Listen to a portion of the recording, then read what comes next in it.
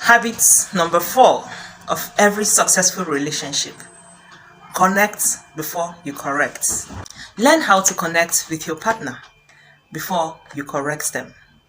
There are people that like to tell you how to behave. I don't know if you find yourself in such situation. Either your wife or your husband frequently want you to behave in certain manner, want you to do things in certain manner, want you to act in a particular manner. Sometimes it can be disapproving, it can be irritating, and sometimes it can even make your behavior worse because you feel that they don't appreciate you, they don't appreciate the way you are. They always find something to criticize about what you do, what you wear, what you say, and all that. So you have to constantly create that connection. Practice spending time learning, listening to your partner. Listen to your partner, observe their feelings, share in their feelings, be empathetic. Share your feelings with your partner. Stay with them frequently. Learn the way they behave, why they behave in such manner before you can, that is the act of connecting, before you can actually correct them. By doing this, you're making your partner to feel valued, to feel heard, to feel understood, and also appreciated. And when you're giving your partner this acceptance, it means you're building the trust. You're building the trust that they can confide in you for anything. And when somebody confide in you, that means the person can actually do anything you ask them to do that is appropriate. So for a relationship to be successful, to be perfect, to be peaceful, you have to connect with your partner before you correct them. Don't just jump and say, why did you do this? Do this in a certain way. For example, rather than saying, you are a destroyer, you destroy everything. Is that how to use that? That's not how to use the door. Why do you always use this car like this? Use it like, you have to use it. Drive straight, do this and that. Rather than saying that, which is rather rash, why not try saying, oh sweetheart, I love you so much and I don't want you to be hurt by anything. Why not try to drive carefully sometimes? How does it sound? It sounds so fair, isn't it? Rather than saying, I don't like the way you cook, you make this kind of dishes every time. I don't like this, and you keep cooking it, you keep making this particular dish. Why not say, oh sweetheart, I love eating your food always tastes delicious. Why not sometimes you make jollof rice instead of rice and stew? How does it sound? It sounds perfect, isn't it? Because you have already made your partner feel appreciated. It shows that you appreciate her cooking rice and stew, but you also want to taste her jollof rice. It sounds good, right? So connecting before correcting shows politeness, shows that you respect your partner as a human being that she is. You respect her uniqueness, her unique nature before you correct her. So this principle or concept rather is very perfect. A lot of people have used it in parenting, and it is also perfect in relationship. And it also builds around courtesy, applying courtesy in everything you do, the way you behave with your partner, the way you react to their mistake, the way you react to their behavior or anything they do that you feel that is not appropriate. You have to connect with them first. Make them loved. Don't make them feel that their own opinion is entirely wrong, that they are senseless, they don't know how to make a profound decision or choice. Appreciate their choice first. Connect with them. Show them that, what the choice they have made is good. Show them that, yes, this decision is also good. But what if you try doing it this way? You can see it shows respect and acceptance. It shows value, real value. Now you're trying to show real value to your partner and keeping aside all your insatiable needs or wants as regard how you want them to act or behave. So couple who master and practice this habit in their relationship tends to have a successful relationship. So if you've never heard of this before or you don't do this before, please learn to do it, especially men.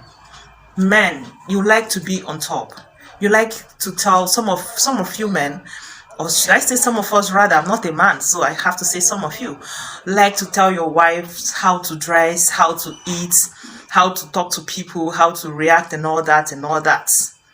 If you want your wife to dress in a certain way, you don't just start by criticizing her, or you start telling her that she dressed like she wears rag or she does that. Appreciate her. Say, oh, I like the fact that you like being decent. I like the fact that you like covering up. But why not do it like this sometimes? It will fit you a lot, you know. It will fit you.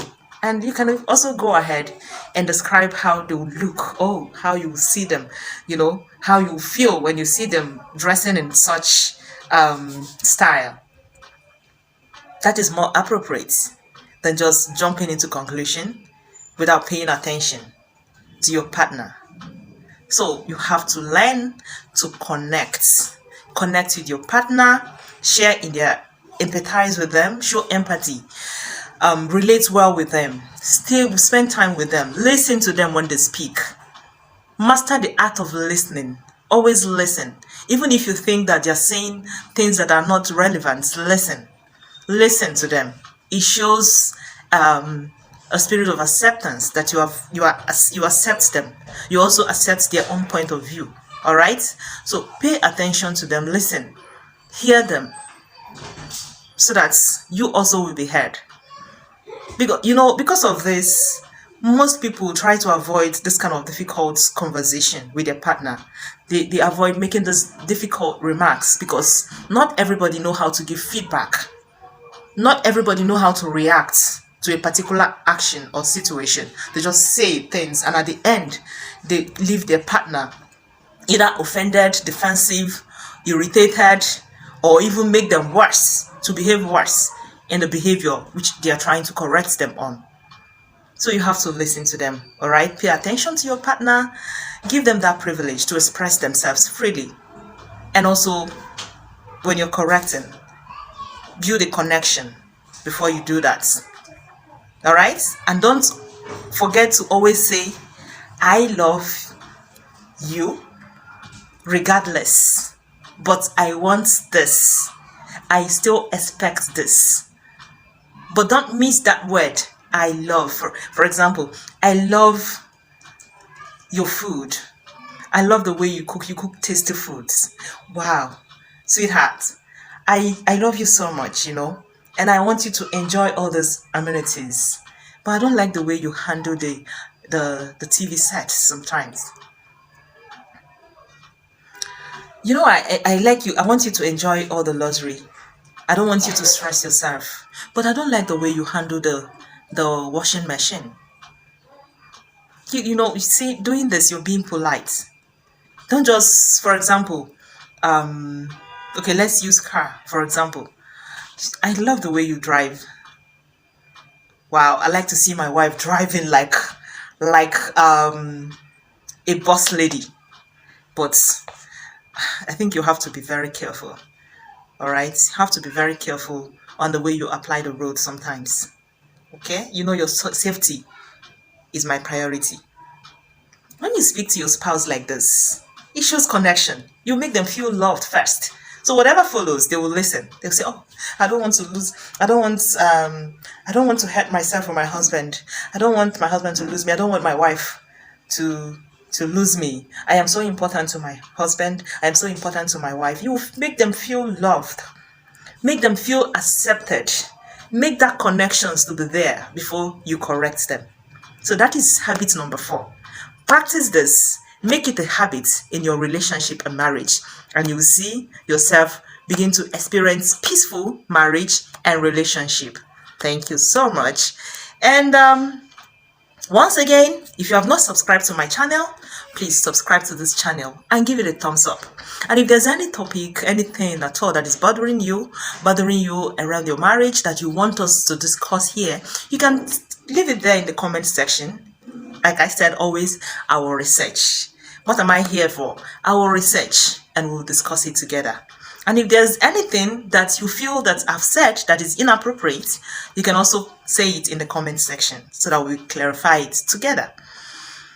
Okay?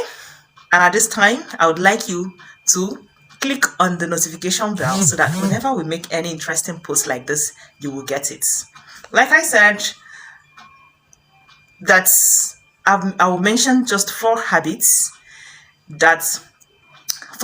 of every successful marriage and relationship. I'll be giving the 5th one as a bonus. And this 5th one is what a lot of couples tend to neglect, and they need it in their life. They need it to resuscitate their marital life, their intimacy, their connection. All right?